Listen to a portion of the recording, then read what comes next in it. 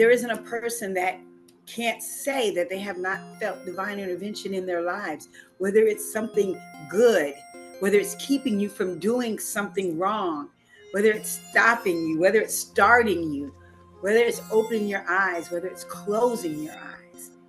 And so to look forward to what you're trying to go in that direction, any tear that drops is a tear of healing. See, that's because every organ is crying because you were getting rid of the sorrow of what it was caused you to go through what you was going through. You see? So as you know, any tear drop, that means something is getting rid of itself.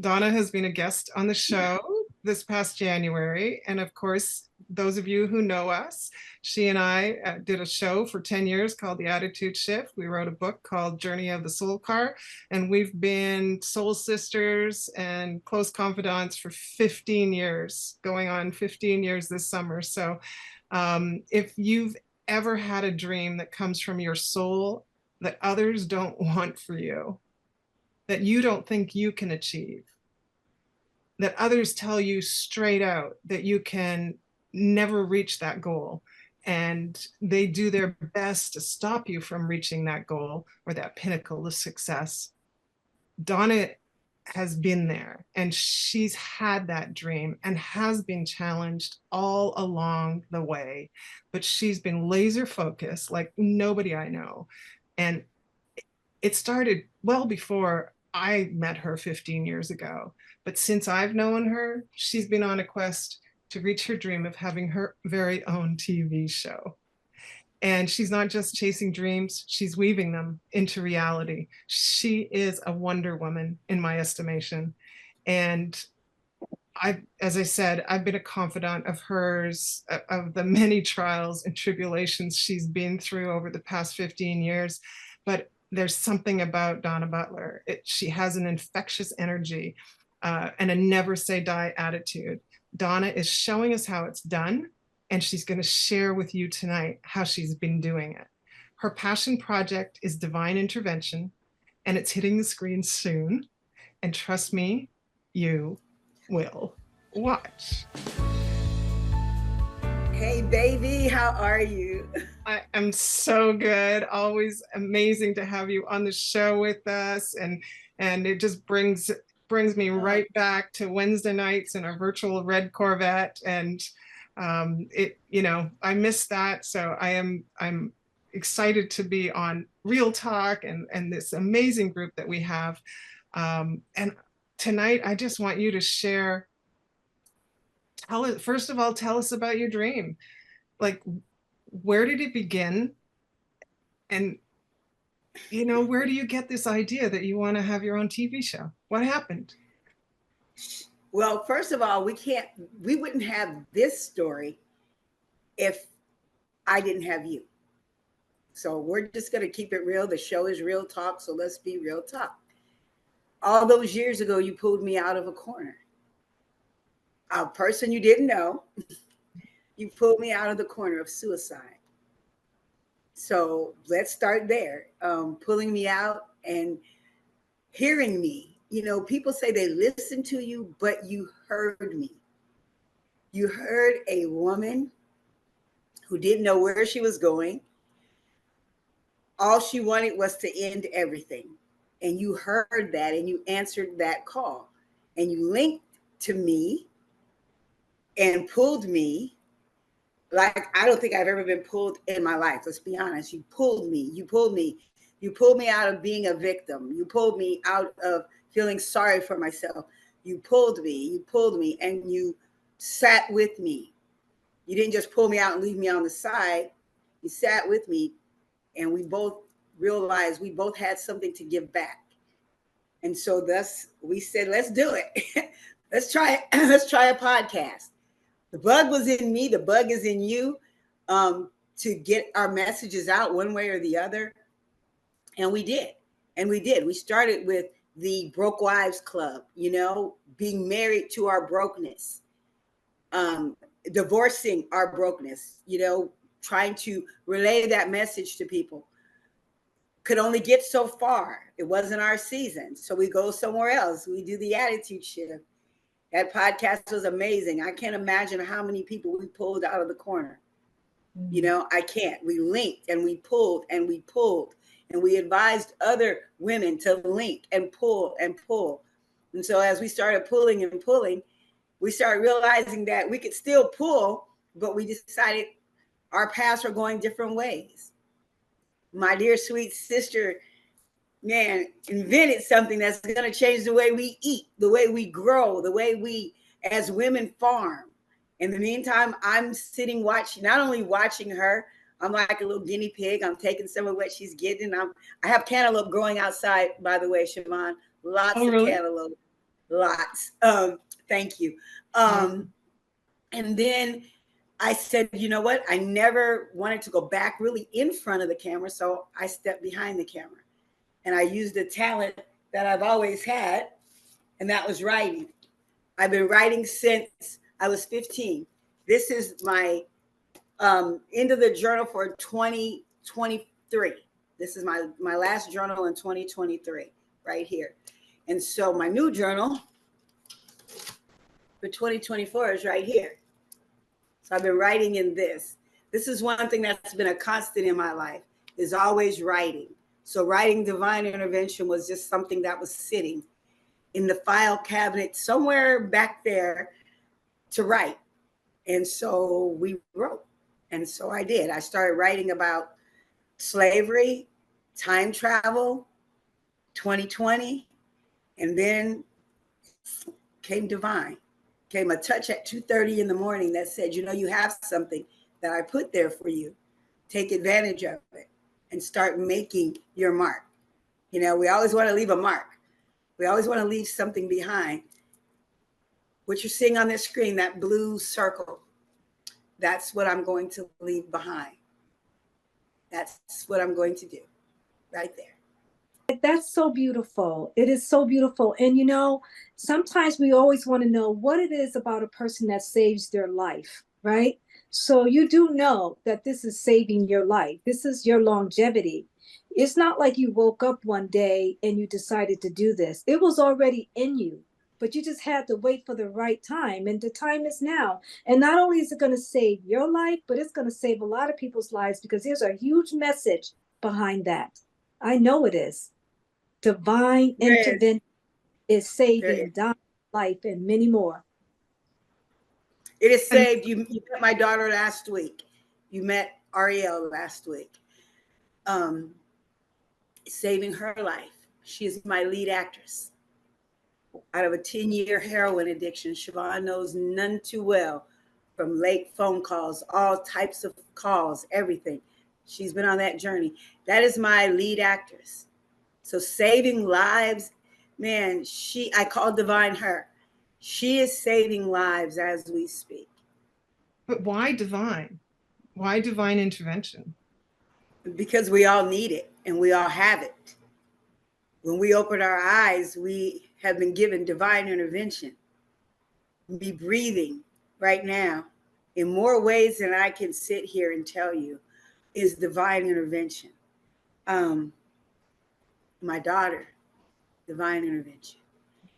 There isn't a person that can't say that they have not felt divine intervention in their lives, whether it's something good, whether it's keeping you from doing something wrong, whether it's stopping you, whether it's starting you, whether it's opening your eyes, whether it's closing your eyes.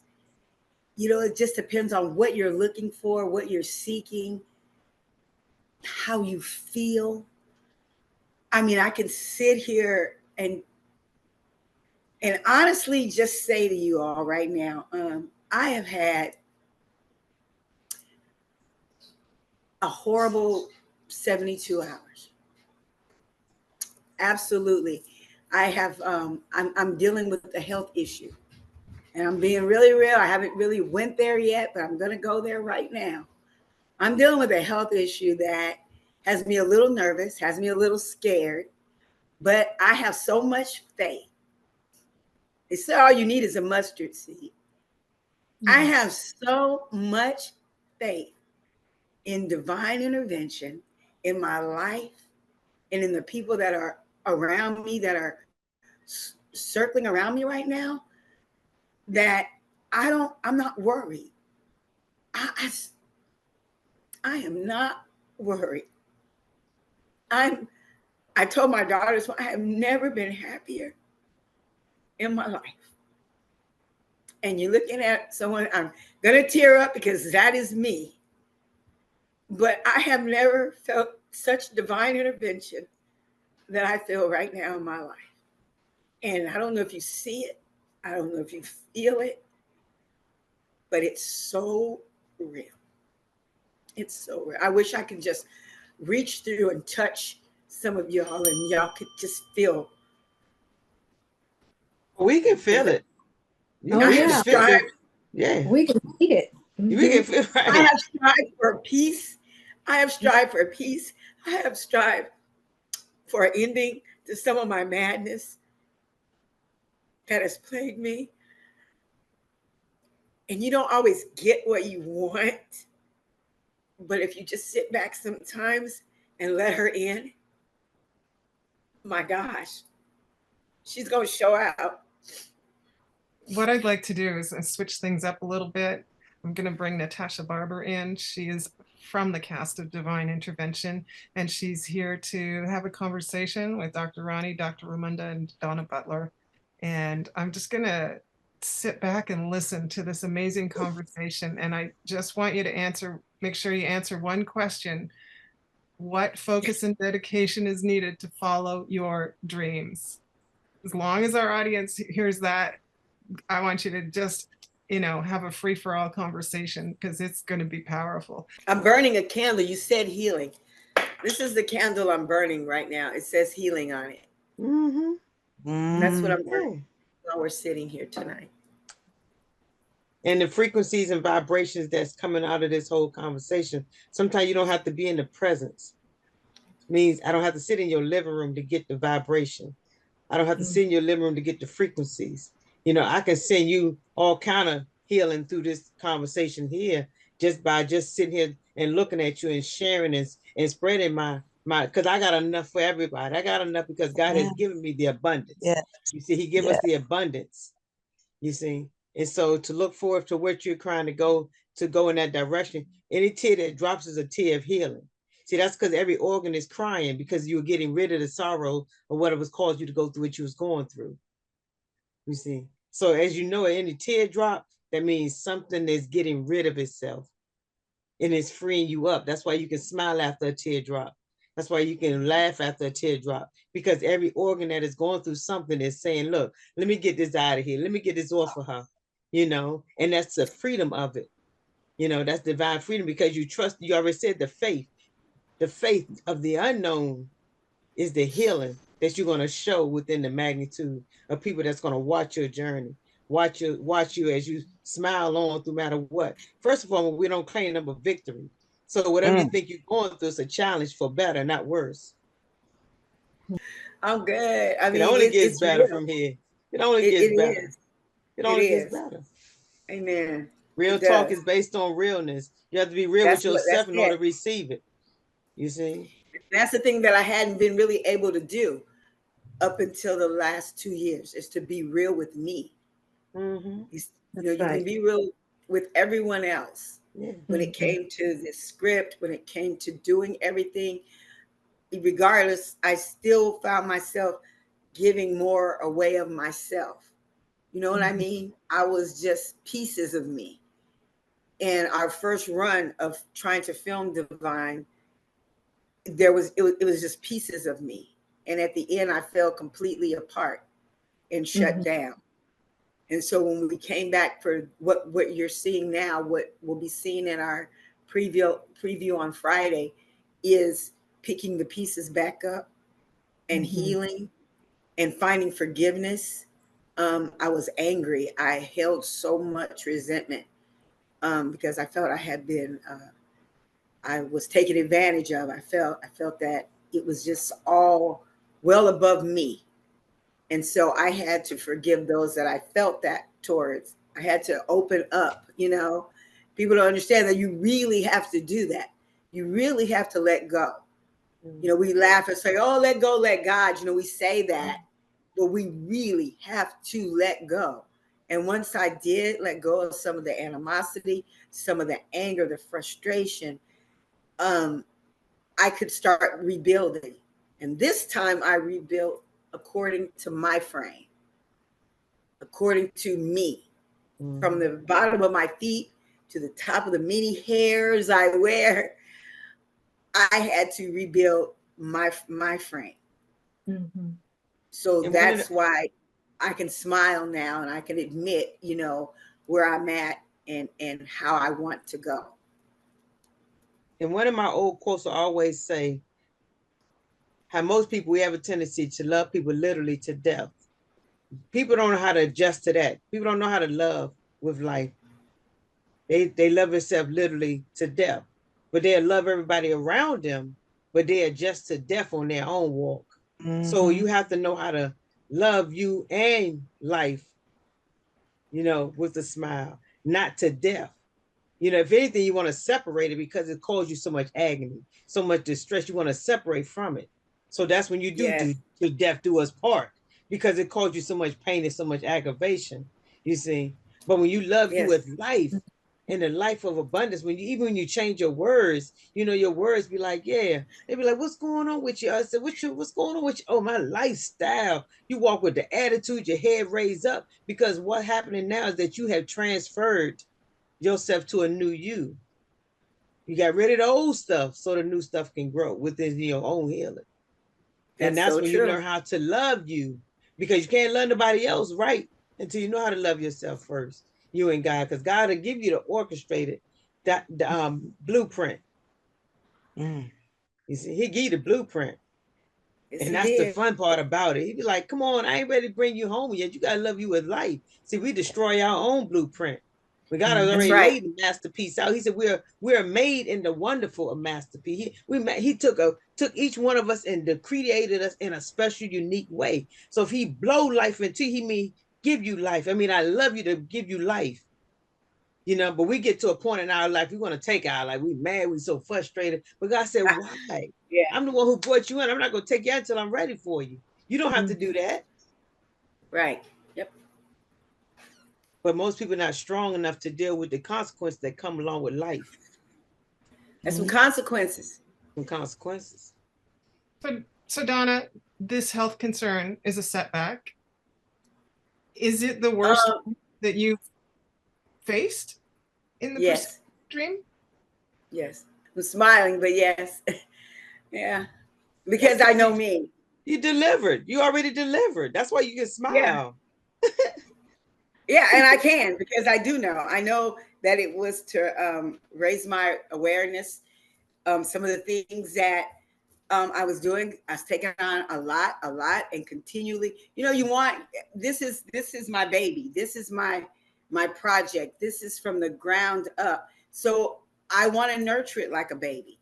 I want to pick it up in the morning. It sleeps by me. If you can see where I'm at right now, it sleeps by me. All my notes. It's funny, Natasha, you're on here, and one of my very first notes on my wall is a note of something I'm changing in your character, Natasha. On my little on my sticky notes. I mean, note. I mean, I have so much going on, but I had to learn how, when you go to sleep, it's okay to put the baby to the side. It's okay to put the baby to the side. You can check on her, but she's got to go to sleep on her own. And then you've got to rest. So I have a scare. I did. I had a serious scare to make me realize that you've got, if you want to see this through, you got to slow down. If you want to see this through, there's certain things you have to do. So that's what I'm doing now. I'm being held to a high standard. She's like right here. She's going to put her face on the camera. She's right here. My daughter has stepped up so crazily, in a good way, though. You you hope for this. So for me, this is all divine intervention. You know, I had to take a little stumble and fall just a little bit. And she had to come and lift me up because I lifted her. And I can accept her lifting me up. And I don't have to worry this time about her lifting me up. And she can't be strong enough to hold me because she is strong enough to help get me up. She is strong enough to help me get a little further till we get to this preview on Friday. And then after the preview on Friday, then, you know, there's going to be some health things that's going to change. But right now, the goal is, you all, is to stay focused. Someone said that in the beginning, is to stay laser focused. I've always been laser focused on when I want something, whether it be helping her with her addiction, doing the attitude shift, doing the book. Laser focus is important for me. And so I will be laser focused on my health just as much as I am on this project. Don't wait till after. That's right. No, Don't wait till after. We're doing the process right now. Yeah, we don't wait till after.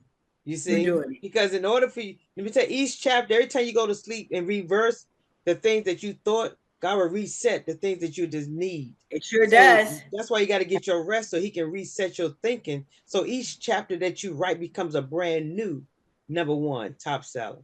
You know, so you got to get your rest so your body can heal through the process, so he can reset your thinking. But because if you clogged up and fogged up, you get a chance to never receive. That's right. You know, I remember, Donna, many, many years ago, it was around 1980. I was a nurse working in critical care units all around the country because I was doing that travel nursing. And I remember I was young and I was asking God for the wrong thing. I was asking God, and I crashed because I kept asking. I said, Lord, help me to do my work, create a miracle for me. Even when I don't get sleep, I want to be able to do the right thing the next day. I want to keep the discipline, even if a doctor yells at me and they got the charts in their hands and they don't realize they got the chart in their hand. I want you to just still give me the ability to forgive them. I want you to understand that I'm just having a tough time right now, but just help me to keep going through and keep going through. And guess what? That's what happened because I kept asking for it. And I crashed and I went into a deep depression. And then years later, I realized after going, you know, therapists do go, healers do, we do go for help. I started realizing that's the wrong thing. We have to take time. And Donna said it, not Donna, but Siobhan said it earlier. She was talking about taking time, and it brought me back to, what does that mean? Take time to pray. It's the source of power. You got to take time to meditate and be quiet. You have to take time to understand that you live inside of a body that needs to be taken care of. You have to take time to do all of these things because wisdom comes to you. Divine intervention came to you. Now you have to feed the baby, but you cannot feed the baby unless you feed yourself. So you have to give time for all of these things because that is going to be the music of your soul. And when you get there, I'm telling you, you'll say, wow, look what I've done, because the physical body cannot work alone. It cannot work without the mental and the emotional part. And I think sometimes we forget that. We wake up and we just think that we can just do all these things. And I'm no different. I did that. And that's why I'm able to tell you, I've done it and it doesn't work. You will crash and bottom out. So you got to tomorrow wake up and say, what am I doing today to nourish my soul? Because my physical body's going to fail if I don't. That's true. Yeah. It was an awakening. It really was. And it is. And so I'm doing things differently even in the past day, last night, the night before, just doing things differently, doing things better for myself. Again, my frame, my body, my mind, because I can't do anything for anyone else. I had to actually sit down in the middle of the floor and just have a session with myself. That's right. And I just had to have a heart-to-heart session with myself. And boy, sometimes we don't always like, what we're saying to ourselves, but that's the realness of it. And the realness of it is you can't do this. You can't keep doing this on one cylinder. You know, you can't keep doing this on one cylinder. I don't care how funny you make it. I don't care what you're doing. You've got to make a shift. Like we say, Siobhan, I had to make a shift. So shift made. I'm glad I made it before it made me. Cool. Donna, you know, they say that laughter is the best medicine. How has, yeah, you got a great laugh. How has humor helped you stay dedicated to your dreams? Because I know that this is just, you know, your health concern is just a little blip in the road. I'm not concerned about it. And I just know that this Laugh. is a challenge that you will laugh your way through. Absolutely. Laughter has been, I think, for me, the greatest thing in my life. I'm going to be honest. I love to laugh. I will find. I keep can. on laughing. Yeah. I can pretty much find just about anything to laugh at, and if not, I can always put on my favorite movie, Liar Liar, Jim Carrey. If I want to laugh, I mean, I can put that on, and that does it for me every time. But that's the most important thing for me is laughing. I laugh in my sleep. I do. I laugh in my sleep. I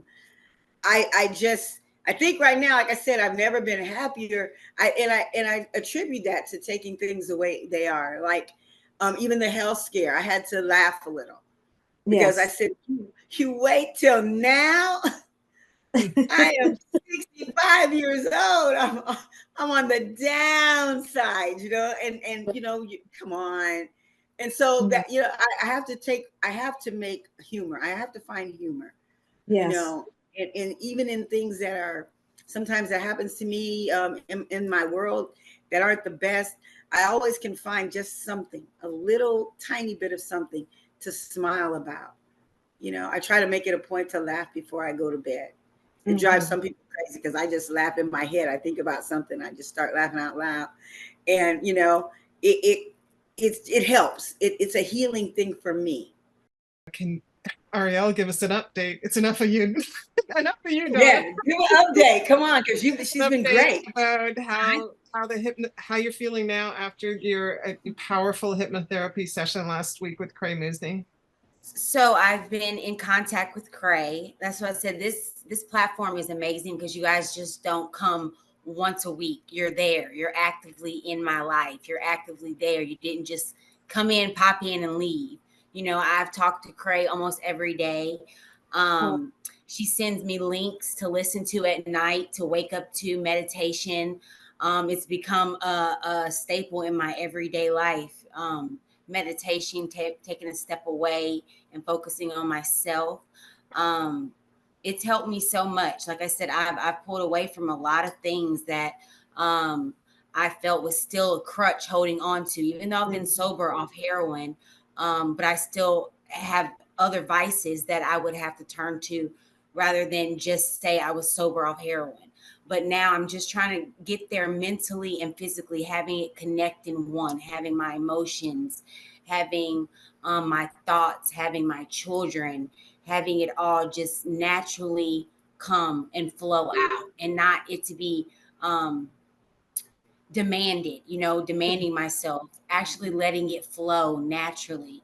Like I said, that show changed my life completely. You ladies changed my life completely. That hour, I can't put into words. One day I'll be able to, but as of right now, I'm living. I'm just living, and I can't wait to share it with someone else, to come back on the show and talk about my story, because it's a story. My life is a movie. Natasha, you've been on set with Donna as your director.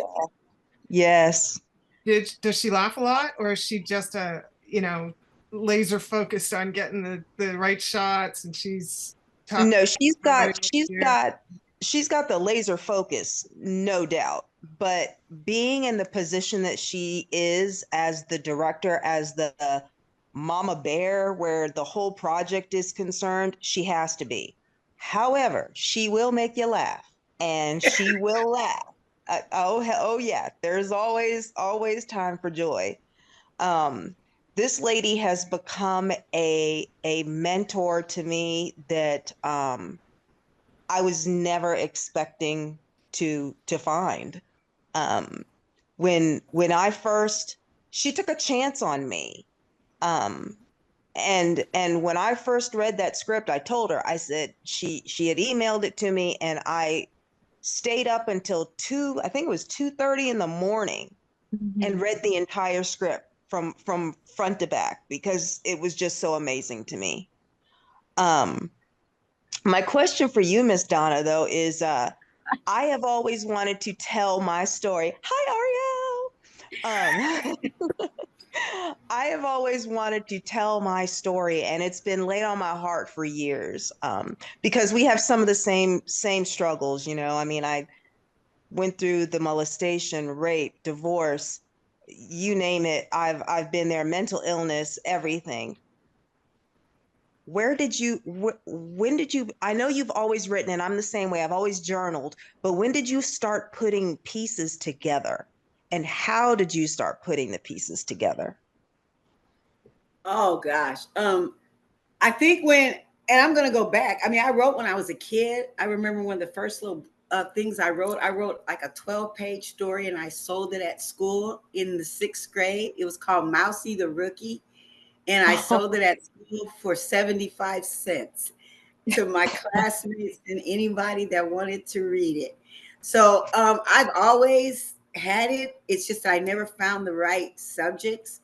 I think, again, divine intervention. I wrote with Siobhan, Journey of the Soul Car, because it was about our souls. It was about us trying to rebuild ourselves and treat ourselves, you know, like you guys just said, treat ourselves first.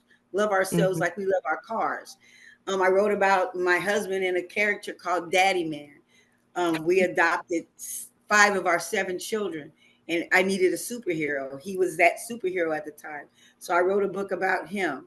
And then divine intervention came when the need to answer Ariel's question about her skin color, and being received in the year 1836 because of her skin color. So everything was a significant reason why I wrote. It was just having the courage.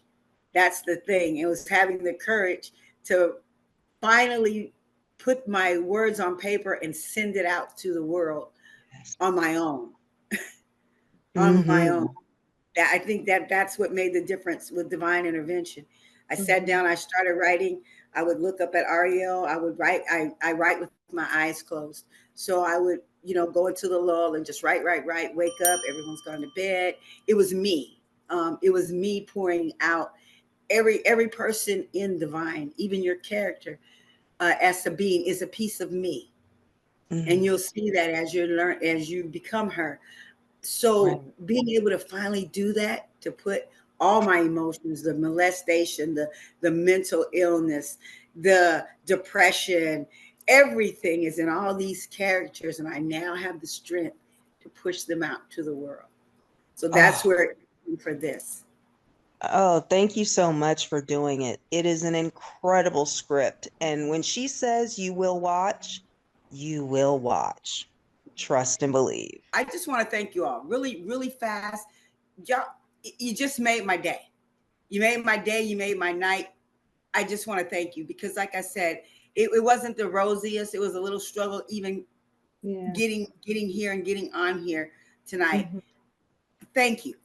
I can't even, Natasha, you sitting right there. I'm looking at you, all of you lovely faces. I can't thank you enough. I cannot thank you enough. And I would be less than a human being if I didn't tell you how much you impacted me tonight. So thank you all so much. I bet she can feel it off of me right now. And Donna, yes, I would like a last word from you, my friend. Thank you again. It's always a pleasure to connect. It's always, you know, to hook that toe chain back up and to be pulled and to pull. And it's just a blessing. And I just thank each and every one of you all for doing this and being a part of my tribe. I have the most special tribe, the most special women in my life. that I never thought, I'm going to be honest, I never thought 15, 20 years ago, Siobhan, that I would have what I have right now. The friends, the love, the sisterhood. Never thought it. And here it is. It's real. It's all good. And I just love each and every, like she said, I love each and every one of you. And I mean that. And so if I can do something for you, if I can write your scripts, if I can do your stories, if I can do something like that, hit a sister up. This has been real talk. And so go out there, keep it real to heal. Thanks, everyone.